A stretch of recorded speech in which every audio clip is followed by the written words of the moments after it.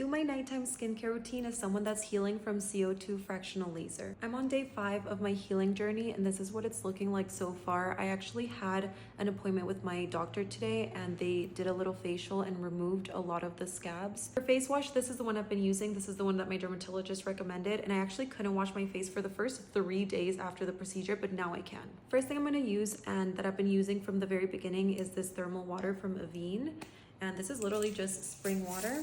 Kind of provide a little bit of hydration and moisture on the face. I'm gonna go in with my moisturizer. This one's actually one that my dermatologist recommended, so that's the one that I've been using from the beginning. Even from the first day of healing, they recommended that I apply this every 2 hours to kind of keep the skin moisturized, and I still continue using it. And I always like to apply my moisturizer on a moist face, and that's why I use the thermal water. This one's very gentle and it doesn't irritate my skin. Then I go in with Triluma cream. This is a very strong prescription cream that's usually prescribed to people with like melasma or really bad hyperpigmentation. This one's a really strong cream. I think typically they don't really tell you to use this during the healing process, but my dermatologist did tell me to use this. I also prepped my skin for 5 days before the CO2 laser with this cream, and I think the reason that my dermatologist really wants me to use this cream before and during the healing process is because my skin tends to get hyperpigmentation really badly.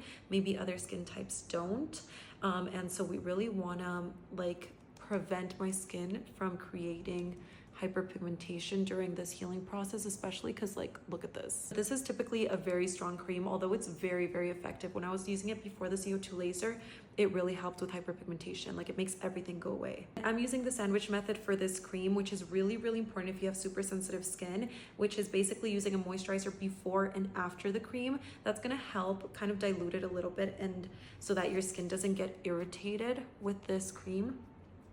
It's really worked for me. And lastly, since my doctor gave me the green light, he told me I can use my favorite overnight mask. This is the Sungbloom Editor Deep Collagen Mask, and it is my favorite thing ever. I feel like this helps heal your skin so much. And I see that Korean glass skin. I've been wanting to use this so bad because I know that this works so well for me. I'm gonna wear this to bed and I'll show you the results in the morning. And this was the next morning. The mask turns clear once you've worn it overnight, and my skin was super glowy. It felt less inflamed and less red.